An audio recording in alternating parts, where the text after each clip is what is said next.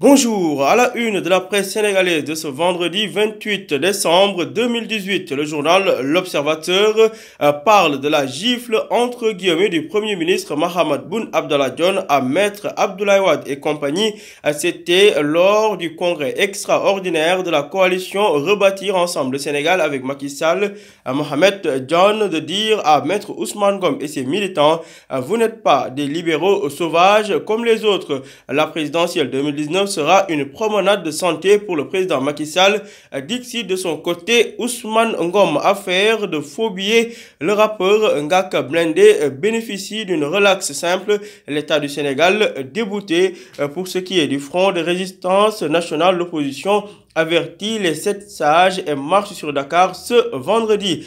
À Pékin, Talibou Bès, une parente du lutteur Ama Baldé a été arrêtée pour vol d'enfants. Racisme en Italie, l'on est dans le football. L'affaire Kalidou Koulibaly crée un émoi mondial. Vague de solidarité de sportifs et élus. Demba Ba renvoie les racistes à une sourate du Coran. À la une du journal Le Quotidien, présidentiel 2019, candidat déclaré en 2012 et 2019, seuls 2 survivants sont en course. Il s'agit de Idrissa Seck et Amsatou Sow Sidibé qui résistent toujours. Les autres sont à la retraite, confie Le Quotidien qui revient sur les inquiétudes de l'opposition sénégalaise concernant la vérification des parrainages. Le Front de résistance nationale écrit aux 7 sages du Conseil constitutionnel. À Kayar, pour ce qui est de l'installation d'une usine de farine de poisson, le ministre de la Pêche, Oumar Gueye, n'aurait pas donné son autorisation.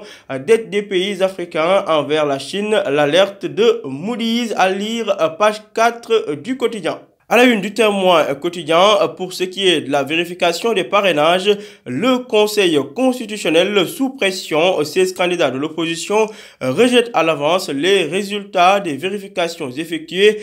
C'est du fait d'une certaine méfiance par rapport au système d'instruction du dossier.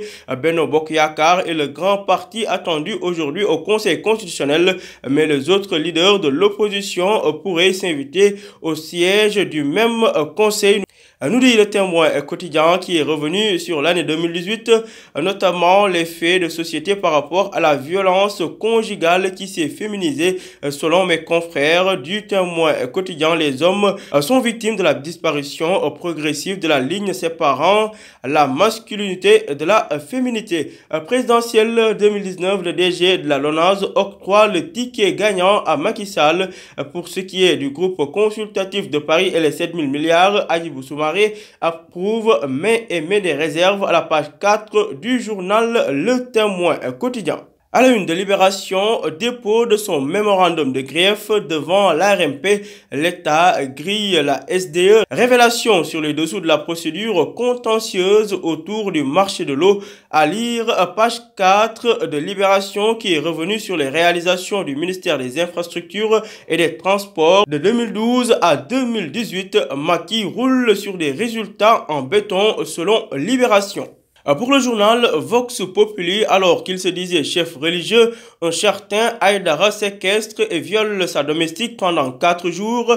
Avec l'aide de ses talibés, il ligote la fille et l'enferme dans une chambre où il l'a violée tous les matins et tous les soirs. Affaire sordide à lire en détail à la page 3 du journal Vox Populi qui est revenu sur cette affaire de vente de mobilier et de matériel de bureau, du mobilier d'une valeur de 300 millions de francs CFA volé à Contexte. La section de recherche arrête et défère les voleurs et le receleur. Les 2 employés de l'entreprise et les 2 commerçants complices bénéficient de leur côté depuis lundi d'un retour de parquet. Pour ce qui est de l'affaire Ngaka Blindé et des faux billets, le rappeur Ngaka et Khadim Ndiaye sont désormais libres. Après une liberté provisoire, les 2 hommes bénéficient d'une relaxe simple. Parlons cette fois-ci de l'affaire Kalidou Koulibaly, le défenseur sénégalais victime de cris racistes des supporters de l'Inter de Milan. Le cas Koulibaly suscite l'émoi dans le monde du sport. Vérification des parrainages à la une de Vox Populi, 16 candidats rejettent d'avance le travail des 7 sages. Pour le journal Les Échos, faux chiffres sur le parrainage et désistement de candidat. Aliou Sow traite Ousmane Sonko de barbu bavard et dénonce des comédiens, maîtres chanteurs et autres fous illuminés qui nous tympanisent avec de fausses renonciations à leur candidature. Toujours à la une du même quotidien, rapt ou vol de parure en or avorté à Pékin. Une dame a été arrêtée pour tentative d'enlèvement de 4 enfants. La police de Pékin vise les incriminations d'enlèvement d'enfants suivi de vol. À la tête du vol de parure en or et d'enfants se dessine de plus en plus selon les Échos qui est revenu sur l'affaire Koulibaly. Victime de propos racistes en Italie, Koulibaly soutenu par la planète foot. Sadio Mané meurtri et concerné. Cristiano Ronaldo dénonce le racisme et toute forme de discrimination. Matarba, le ministre des Sports, déclare Kalidou, tu es un lion et un lion ne se laisse pas distraire. Khalilou Fadiga, l'ancien international sénégalais, de dire que les chiens aboient. Koulibaly passe. Carlo Ancelotti, le coach de Naples, de déclarer haut et fort que la prochaine fois ils quitteront le terrain. Le maire de Milan demande même pardon aux joueurs sénégalais Kalidou Koulibaly, Demba Ba, Moussa Sow, Mamadou Niang. Les rappeurs Dip Doundou Guiss, Nidof, Kara Mbodj et Mohamed Salah condamnent tous cet acte de racisme. À la page 4 du journal Les Échos, Ouza Diallo, le chanteur à cœur ouvert, dit tout sur Macky Sall, Ousmane Sonko, la présidentielle, ses relations avec la première dame. Ce dont je ne suis pas du tout d'accord avec Macky Sall, c'est l'aspect va-t-en-guerre de sa politique, a déclaré Ouza à la une des Échos.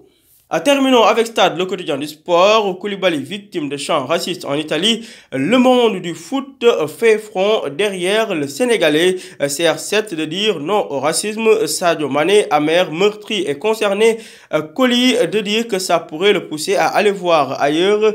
Le journal Stade qui est revenu sur tous ces joueurs africains victimes d'actes racistes en Italie. Boateng, Samuel Eto'o, Mathieu Di, Muntari Balotelli entre autres. À vos journaux et bonne lecture.